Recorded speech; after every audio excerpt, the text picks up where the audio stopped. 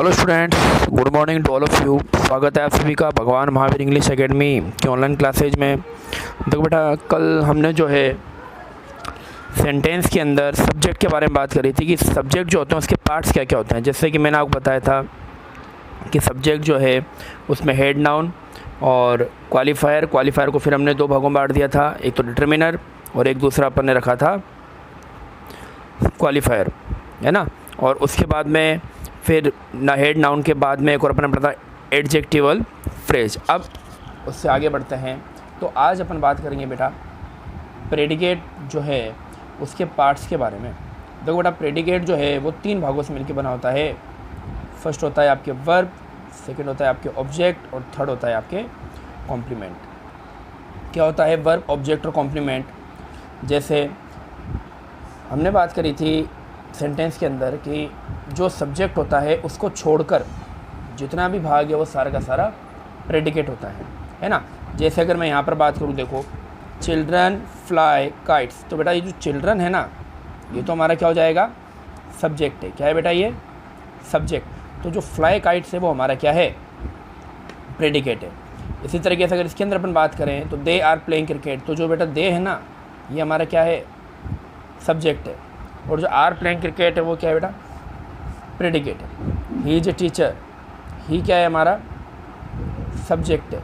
और is a teacher हमारा क्या है, प्रेडिकेट है। तो बात आपको समझ में आई कि सब्जेक्ट के अलावा जितना भी भाग है, fly kites, are playing cricket, is a teacher, ये सब के सब क्या हैं, प्रेडिकेट का भाग है। अब देखो प्रेडिकेट तीन चीज़ों से मिलकर बनाता है, तीन भाग होते हैं उसके। पहला होता है वर्ब, दूसरा होता है ऑब्जेक्ट और तीसरा होता है कॉम्प्लीमेंट, जिसमें अपन वन बाय वन देखेंगे। सबसे पहले वर्ब को। तो बेटा वर्ब क्या होता है, action of doer. Action of doer का मतलब है कि जो सब्जेक्ट है, बेटा डूअर का मतलब क्या होता है, जो डूअर होता है वो कौन होता है, हमारा सब्जेक्ट है। कौन है ये, सब्जेक्ट। तो जो सब्जेक्ट है वो जो कार्य करता है वही क्या होता है बेटा, वर्ब होती है। जैसे यहाँ पर देखो चिल्ड्रन क्या काम कर रहे हैं, फ्लाई काइट्स, पतंग उड़ाने का काम कर रहे हैं। तो जो बेटा फ्लाई है ना, उड़ाना, ये क्या है, हमारा वर्ब है।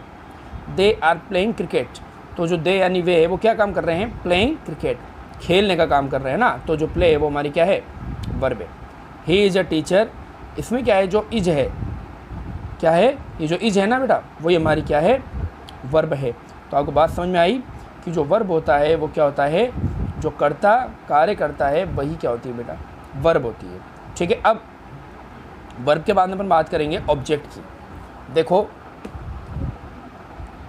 ऑब्जेक्ट,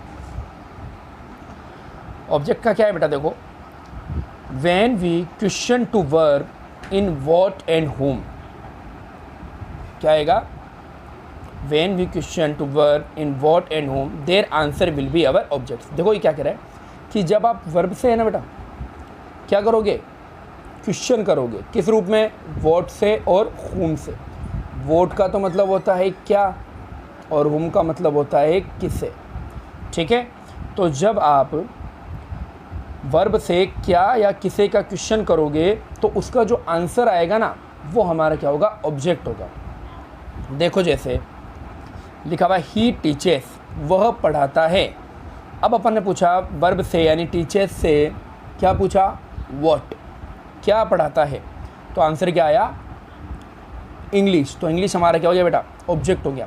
ही टीचेस इंग्लिश, वो क्या पढ़ाता है, इंग्लिश पढ़ाता है। अब देखो आगे अपन पूछते हैं whom, किसे पढ़ाता है।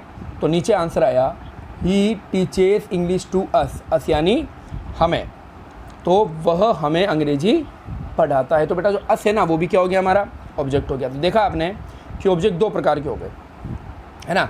एक तो वर्ब के बाद में आया और एक टू के बाद में आया, दो ऑब्जेक्ट हो गए ना हमारे। तो अब अपन देखेंगे टाइप्स ऑफ ऑब्जेक्ट, कि जो ऑब्जेक्ट होते हैं वो कितने प्रकार के होते हैं। तो कितने प्रकार के हो गए, दो ऑब्जेक्ट हो गए।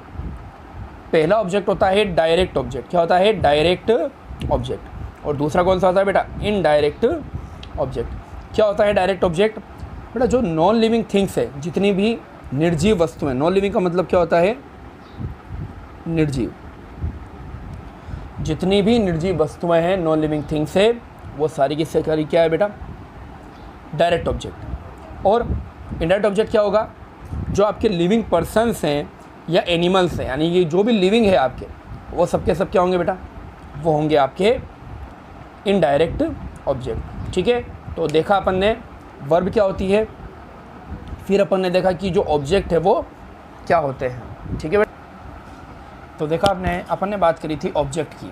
अब देखते हैं बेटा ऑब्जेक्ट जो है वो किस तरीके से आपके सेंटेंस में आते हैं और ऑब्जेक्ट क्या होते हैं। देखो जैसे ऑब्जेक्ट अपन ने कहा था कि डायरेक्ट ऑब्जेक्ट और इनडायरेक्ट ऑब्जेक्ट, दो प्रकार के ऑब्जेक्ट होते हैं। डायरेक्ट ऑब्जेक्ट वो जो नॉन लिविंग है, चाहे बुक्स हो गया है ना, गिफ्ट हो गया, या कुछ भी है जो कि नॉन लिविंग है। और लिविंग में कौन हो गया, जितने भी हमारे प्रोनाउन हैं, एक तो बेटा वो है, और जितनी भी हमारी नाउन है ना वो है, यानी प्रोनाउन हो गए और नाउन हो गए, ये हमारे क्या होते हैं, इनडायरेक्ट ऑब्जेक्ट होते हैं। ठीक है बेटा, अब देखो I am writing a story, तो जो स्टोरी है वो तो नॉन लिविंग है।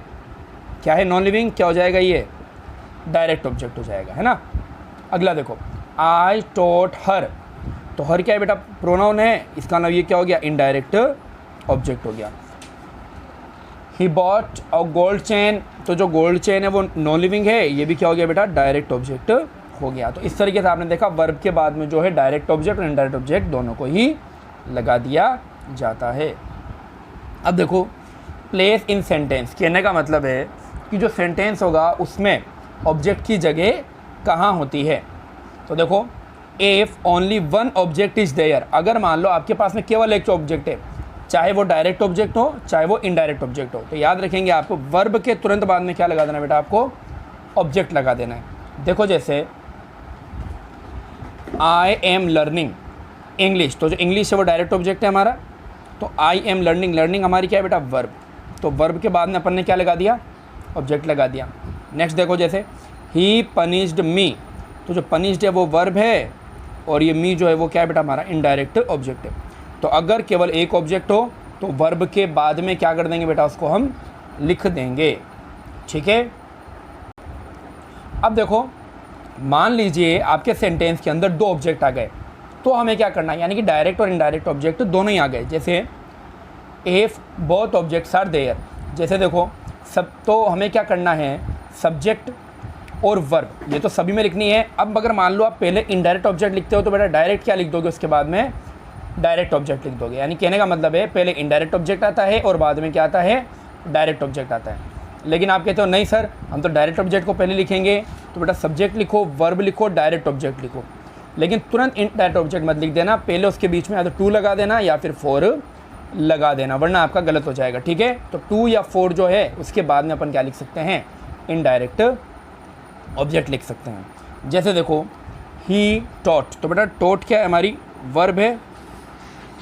अच्छा यू क्या है, प्रोनाउन है यानी इनडायरेक्ट ऑब्जेक्ट है, और इंग्लिश क्या है, नॉन लिविंग यानी डायरेक्ट ऑब्जेक्ट है। तो देखो मैंने क्या बनाया है, ही टॉट, फिर वापस इनडायरेक्ट ऑब्जेक्ट आया तो यानी यू इंग्लिश, सेंटेंस बना ही टॉट यू इंग्लिश। अब इसी को दूसरी तरीके से लिखना चाहें तो क्या लिखेंगे हम, ही टॉट इंग्लिश। अब मैं डायरेक्ट यू नहीं लिखूंगा, पहले क्या लिखूंगा, टू यू, तो he taught English to you. आई बात समझ में। तो इनडायरेक्ट ऑब्जेक्ट को अगर आप लिखोगे तो पहले क्या करना पड़ेगा, आपको टू या फोर लगाना पड़ेगा। और अगर आप चाहो कि आपको टू या फोर नहीं लगाना है तो बेटा पहले क्या लिखोगे, इनडायरेक्ट ऑब्जेक्ट, और बाद में क्या आ जाएगा, डायरेक्ट ऑब्जेक्ट। अब देखो नेक्स्ट देखो, he bought her a gift, तो ही बॉट, बॉट हमारी क्या हो गई, वर्ब हो गई, हर क्या है, प्रोनाउन है यानी इनडायरेक्ट ऑब्जेक्ट है, गिफ्ट क्या है, नॉन लिविंग है, डायरेक्ट ऑब्जेक्ट है। अब देखो पहले इनडायरेक्ट ऑब्जेक्ट लिखा तो मैंने लिखा हर एक गिफ्ट, टू या फोर नहीं लगाया, लेकिन जब मैं डायरेक्ट ऑब्जेक्ट पहले लिखूंगा तो मुझे क्या लगाना पड़ेगा, टू या फोर लगाना पड़ेगा। जैसे he bought a gift for her. तो आई बात समझ में कि अगर आप डायरेक्ट ऑब्जेक्ट और इनडायरेक्ट ऑब्जेक्ट को प्लेसमेंट करते हो तो इनडायरेक्ट ऑब्जेक्ट अगर लिखोगे तो तुरंत क्या लिख देना, डायरेक्ट ऑब्जेक्ट लिख देना। लेकिन अगर आपने पहले क्या लिखा है, वर्ब के पास में डायरेक्ट ऑब्जेक्ट को लिखा है तो बेटा इनडायरेक्ट ऑब्जेक्ट को पहले लिखने से पहले क्या लगाना पड़ेगा, टू या फोर लगाना ज़रूरी है। तो आ गई बात समझ में। आज का लेक्चर आपके समझ में आया होगा। आई होप आपको मैंने बताया जो प्रेडिकेट है वो तीन भागों से मिलकर बना होता है, वर्ब, ऑब्जेक्ट एंड कॉम्प्लीमेंट।